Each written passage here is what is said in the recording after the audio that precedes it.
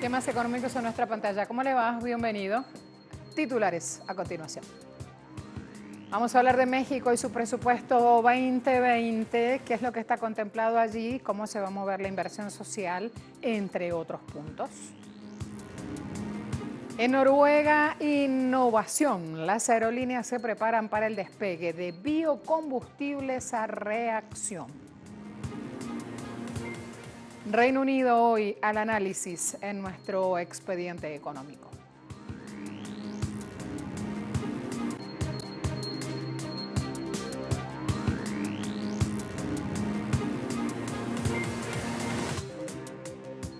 En Argentina, luego de las elecciones presidenciales, el país ha tenido algunas semanas de tranquilidad económica. Pero la mediática internacional, con la prensa, apunta justamente a esta tarea que se le viene por delante a Alberto Fernández, quien tendrá que mostrar su estrategia destinada a contener el dólar, renegociar deuda externa, frenar la inflación e impedir que siga cayendo el empleo. El punto clave es la renegociación de la deuda, que supera los 300.000 millones de dólares, una cifra bastante alta para un Producto Bruto que cayó fuerte en dólares, no solo por una menor actividad económica, sino también por la devaluación, que en menos de 2 años llevó al dólar de 20 a 65 pesos. Dicen estudios, estimaciones para el 2020, Argentina podría tener una caída del PIB del 2,5% y para el 2021 un crecimiento de 1% del PIB en términos reales. Y esto muestra realmente el desafío para Alberto Fernández, por lo que se debe ajustar gastos, los ingresos, la presión tributaria es muy elevada, en este momento hay medidas que contienen al dólar y allí entonces la sana costumbre de una vez que llega al poder un gobierno, ya desde la mediática internacional llegan las presiones. La herramienta que están usando por estos días es esta, el dólar.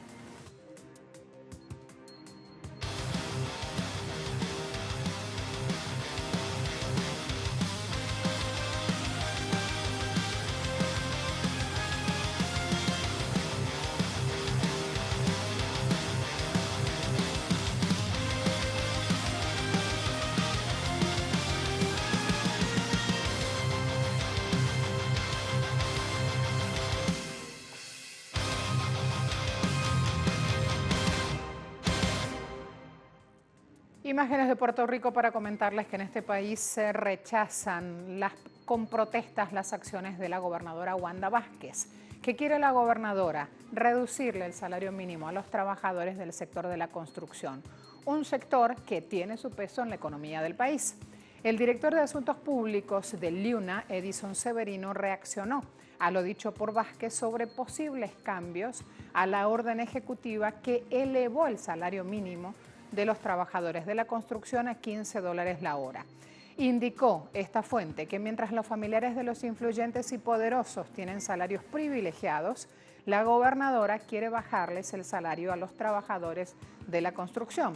De igual forma dijo que la mandataria pretende otorgar contratos de cientos de millones de dólares a contratistas, mientras que pone a los trabajadores a cobrar $7,25 la hora.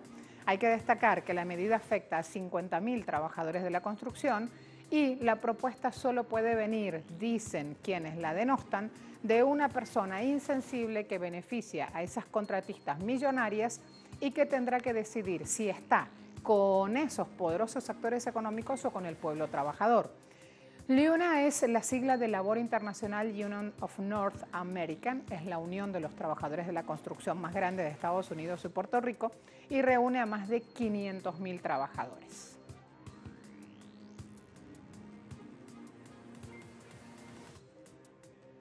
En México, el presidente Andrés Manuel López Obrador presentó un nuevo presupuesto 2020. Allí, la síntesis de este plan de trabajo, siguiente periodo fiscal.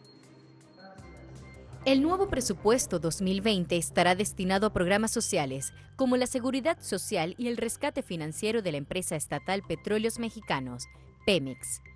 Asimismo, el proyecto contará con 312.000 millones de dólares, una cifra que representa un aumento de 5.1% del año anterior, un total que equivale al 23.1% del Producto Interno Bruto, De igual forma, estará destinado a programas sociales. Prevén 257.000 millones de pesos, entre ellos, Jóvenes Construyendo el Futuro. Un apoyo económico para que los jóvenes puedan ingresar al mercado laboral, además de incluir las pensiones para los adultos mayores. Por otro lado, para nadie es un secreto que México es uno de los países más violentos, pues se prevé que reciban 204.000 millones de pesos para reforzar los sectores militares. Con esto, uno de los principales objetivos del gobierno de Andrés Manuel López Obrador es el rescate financiero de Pemex, que históricamente aportaba la mayor parte de ingresos al país. Es uno de los principales objetivos de la administración mexicana, por lo que a la petrolera estatal se le otorgarán 523.400 millones de pesos, una cifra 8.8% mayor en comparación al año anterior. Asimismo, las proyecciones de la Secretaría de Hacienda contrastan con los pronósticos del presidente López Obrador, quien insiste que la economía mexicana logrará crecer 4% a finales de este año. A la vuelta de la pausa vamos a hablar de lo que está ocurriendo en un evento que se da del lado asiático y además esta decisión que yo les marqué en titulares como innovación tecnológica. Allí entonces ya les cuento más de por qué hoy nos ocupamos de las aerolíneas que comienzan a funcionar con biocombustibles.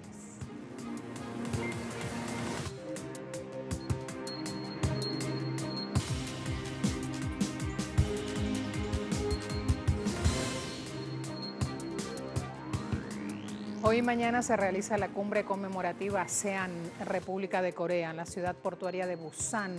Esto es en el sur de Corea del Sur. Se conmemora el 30º aniversario del establecimiento de relaciones de diálogo entre ambas partes.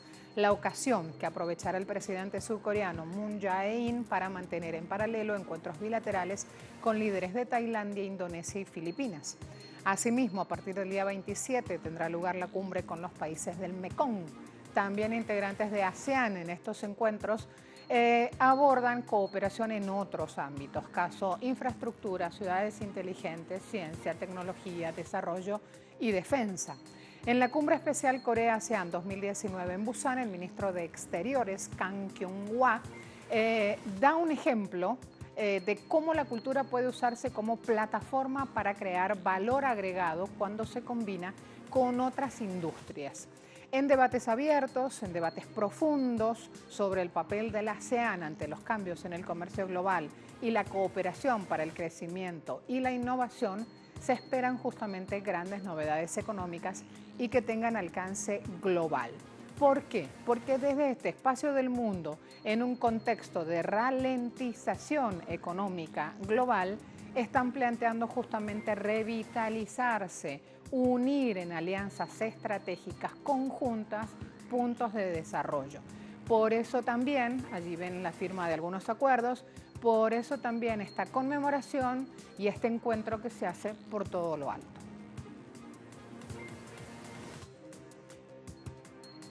Y planteamos el interrogante, aerolíneas sostenibles, ¿es posible volar sin contaminar? Allí la pregunta. En Noruega, las aerolíneas se preparan para cumplir con un requisito, el cual estará vigente el próximo año. Confían en tener suficientes suministros de combustible para aviones con biocombustible. Es por ello que ya comienzan a tomar previsiones, aunque advierten sobre los costos adicionales que generará la medida. Así pues, en enero específicamente los proveedores de combustible para aviones deben mezclar 0,5% de biocombustible en todo su combustible de aviación. Una política que Oslo espera que impulse la oferta y la demanda y conduzca a una reducción de las emisiones de CO2. Sin embargo, aunque los proveedores de biocombustibles para la aviación dicen que pueden reducir la huella de carbono de las aerolíneas en hasta un 80%, reducirlo cuesta 4 veces más que el combustible para aviones normal, lo que hasta ahora ha reducido el uso y, por lo tanto, la demanda de una mayor producción. En términos generales, acojo con beneplácito esto porque necesitamos encontrar formas de impulsar más incentivos para aumentar la producción de combustible de aviación sostenibles. Y esta iniciativa podría ser una forma de acelerar eso, porque nosotros, como transportistas, dentro de SAS realmente queremos asegurar que tenemos acceso a grandes cantidades de combustibles sostenibles, pero debe ser un nivel de costos que sea comparable a los combustibles fósiles, y la única forma de lograrlo es que tengamos una producción a gran escala. Entonces, si esto puede ayudar, yo estoy de acuerdo. En este sentido, hay que señalar que no todos los biocombustibles son iguales en lo que respecta a su impacto ambiental, tanto en la producción como en el transporte. La nueva norma de Noruega exige que los aviones reabastecidos en el país utilicen un producto hecho a grasas de desecho y aceite vegetal, aunque excluye el aceite de palma. Es por esta razón que hay la necesidad de que haya una producción a gran escala para reducir el costo unitario y de esta manera cubrir el costo de los fósiles combustibles. A partir de hoy, los biocombustibles son más caros que los combustibles fósiles. Es una magnitud 4 veces más caro. Y esa es la otra razón por la que estamos hablando de la necesidad de una producción a gran escala para reducir el costo unitario, para cubrir el costo de los combustibles fósiles. Así que inicialmente habrá un costo en esta transformación y exactamente cómo se desarrollará, el tiempo lo dirá. Sabemos que tenemos que transformarnos hacia un futuro más sostenible y, por supuesto, los transportistas intentarán conseguir, ya sabes, ese costo en el mercado. Pero al final del día, el mercado determinará la disposición a pagar. Entonces, el tiempo lo dirá. Por otra parte, usuarios han manifestado su reacción ante la implementación de la medida, calificándola como buena, a pesar de los costos adicionales de combustible. Pasajeros en el aeropuerto de Oslo dieron la bienvenida al movimiento pionero de Noruega, por tratarse de cuidar el ambiente. Creo que es correcto. No me importa que costará un poco más, porque el mundo tenemos que limpiarlo y lograr tener un combustible más limpio. La aerolínea Scandinavian Airlines Systems se ha fijado su propia meta de impulsar todos sus vuelos nacionales, que representan el 17% de su consumo total de combustible, con biocombustible para 2030. De igual forma, SAS espera que el requisito del 0,5% de biocombustibles de Noruega signifique 3 millones de euros adicionales en costos anuales de combustible. En Sudán del Sur, el presidente Salva Kiir inauguró el primer proyecto de planta de energía eléctrica privada. Una planta que dará electricidad necesaria a unos 30.000 hogares y la fase 1 tiene 30 de 100 megavatios con un costo que supera los 200 millones de dólares. Kiir dijo que ayudará a poner fin a la contaminación porque el 70% de las empresas del país usan generadores, mientras que la población depende del querosén. Asimismo, acotó que el gobierno está enfocado en explotar y desarrollar recursos de energía hidráulica y renovable. Vamos ahora a suelo europeo. En España se muestra como la única economía de la zona euro reduce su gasto social. Estadística Eurostat analizó la evolución de los recursos del país. España es una de las naciones que más recursos tiene, con PIB del 1,8% y ahora se sitúa en 4,5 puntos por debajo de la media de la Unión Europea en gasto social, única nación entre las 4 principales economías euro, Alemania, Francia e Italia son las otras, que destina recursos por debajo del 27,9% del PIB, la media de la UE para el gasto social. Además, hay 2 áreas en las que España asigna más recursos que la media de la UE, pensiones y desempleo. Estas prestaciones representan un 12% del total de PIB, en línea con los países que muestran un estancamiento o reducción de la población, caso Alemania, Italia y Grecia. A la vuelta de la pausa vamos a seguir hablando de zona euro, pero en este caso lo vamos a hacer abordando temas de Reino Unido. Así que espérenos, ya regresamos con más de esa información.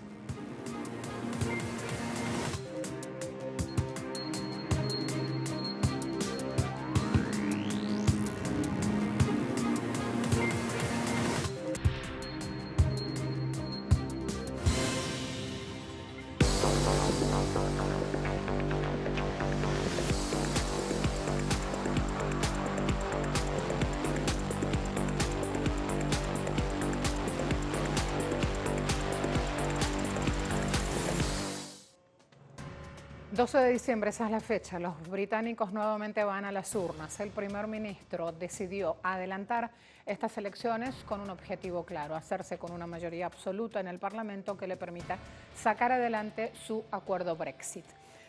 Traduciendo, sobre todo si es la primera vez que se topan con el término. ¿Qué significa Brexit? La salida de Reino Unido de la Unión Europea. ¿Por qué es una noticia? Bueno, por todo lo que implica justamente que tamaño actor económico se largue a jugar solo. Los británicos entonces, ya una vez que decidieron abandonar la Unión Europea en el año 2016, están inmersos en una mayor crisis política desde la Segunda Guerra Mundial. Las encuestas hoy sonríen a un primer ministro que no logró consumar la salida. Entonces, vamos a ver cómo van las encuestas, qué dicen los ciudadanos. Allí el dato de Sunday Telegraph sitúa a los conservadores con el 41% de los votos, laboristas con el 33%, liberaldemócratas con el 14%, el partido Brexit con el 5%, los nacionalistas escoceses SNP con un 3% y los verdes también con un 3%. ¿Por qué es importante medir fuerzas? Bueno, para ver justamente si va a resultar o no este llamado a las urnas.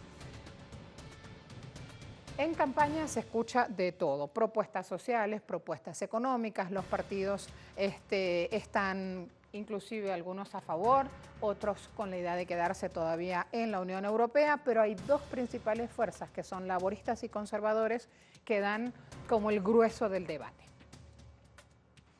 Del lado derecho de la balanza se encuentra el Partido Conservador. Ahora, con Boris Johnson a la cabeza, aspira a lograr una cómoda mayoría que le permita legislar sin problemas en el Parlamento y sacar adelante su acuerdo Brexit.